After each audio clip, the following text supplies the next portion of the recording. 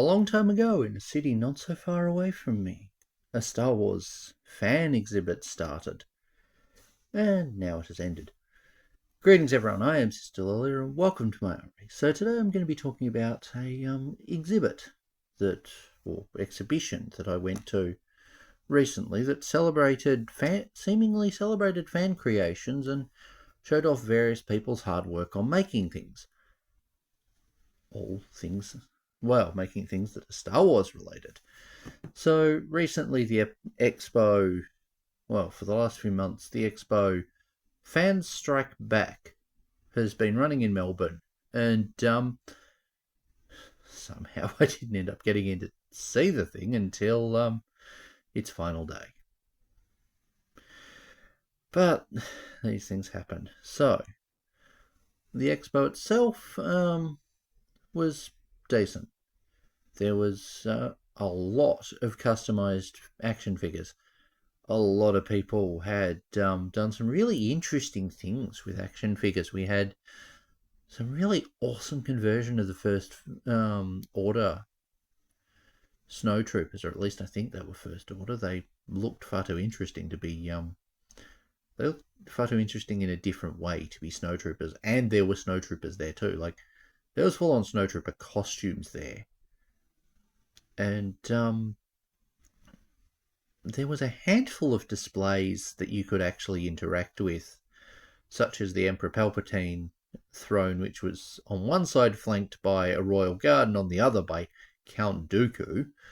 There was a Mos Eisley cantina setup that might well form a reference for a future terrain piece for Star Wars Legion, since that game is not dying by the look of things. Miracles will never cease. There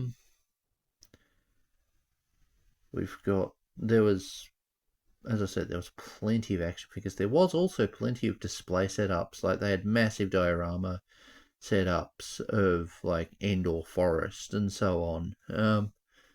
But there wasn't actually all that much stuff to interact with at the exhibit.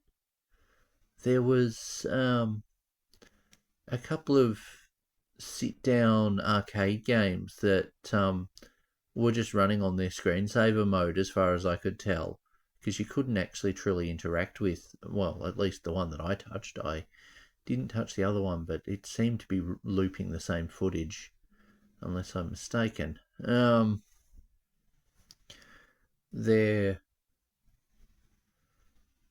was there was a few bits of Lego Star Wars stuff there, including people showing off their old sets in a funky display thing. There was a big Star Destroyer window that had a number of Lego ships in awkward display formations around it.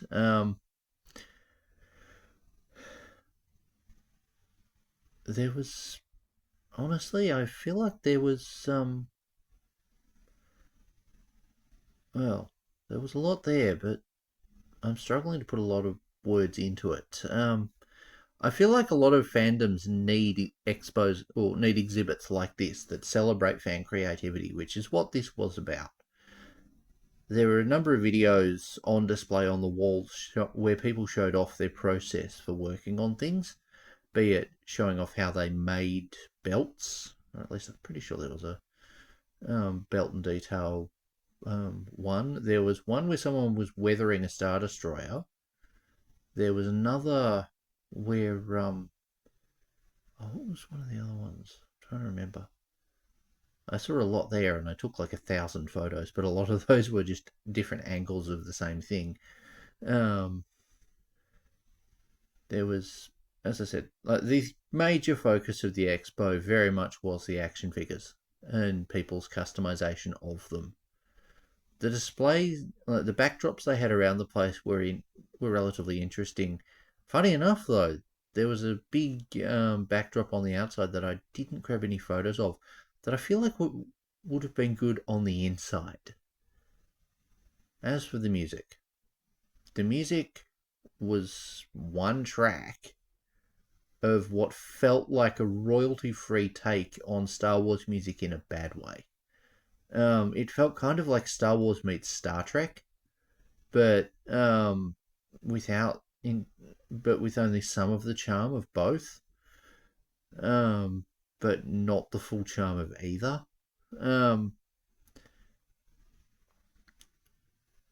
it was decent, but on constant repeat, it wasn't great. They needed a few extra tracks, and I'm sure they could have found a few.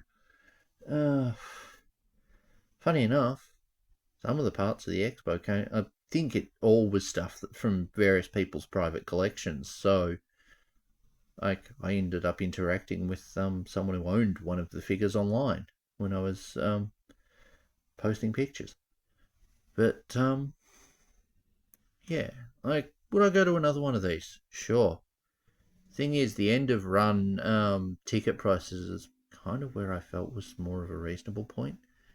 Paying $30 or more for it was not really what I was feeling. And then there was an interesting issue where a relative of mine was looking into the tickets for it, and apparently that extended the dates. I checked with the staff; they hadn't. They'd also hiked the prices back up on those extended dates, which was weird. So I'm guessing the website that person looked at was bugged. um, it was a bug. It was. I suspect this expo's coming to somewhere else. If you're going to this expo, it's a good thing to allocate an hour to. That's kind of what you get. You're paying to be in there for about an hour. There's not really more than an hour's worth of stuff to do, unless you really want to take lots and lots and lots of photos of one or two things. And I did grab a lot of photos of different stuff. I wish they put name tags next to everything. Like, when I say name tags, I don't just mean the character's name. I mean the name and or page of the person who worked on the thing. They also really needed a couple of costumers on the team who came by like every day and checked to make sure that all the costumes were properly attached together, and in places where it was needed that they had the supports to stay up. The Boba Fett costume, well, I think one of them, I think there was more than one, but the one near the end, it was not holding up. It was starting to fall apart. The back plate and the front plate were the Velcro had given, and it was coming apart. If it had been on display for too much longer, for too many more days, I suspect something would have fallen. And there are a few spots where I saw zip ties or other things used to hold armor panels on, which is never a good thing. Speaking as someone who's had to use tape to hold armor panels on before. But yeah, anyway, the expo was fun. I would say to do it. But honestly, bring your own lightsabers. If you're going, bring your own props and maybe go in costume to make use of some of the photo backgrounds, especially if you've got a Sith Lord costume. The closest I could do was an attempt at Jorah Seabayoth. Pardon my playing with the base there.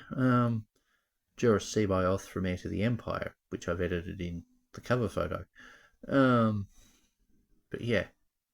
Anyway, thank you guys for watching. I figured I'd just do a little video on an event that I attended.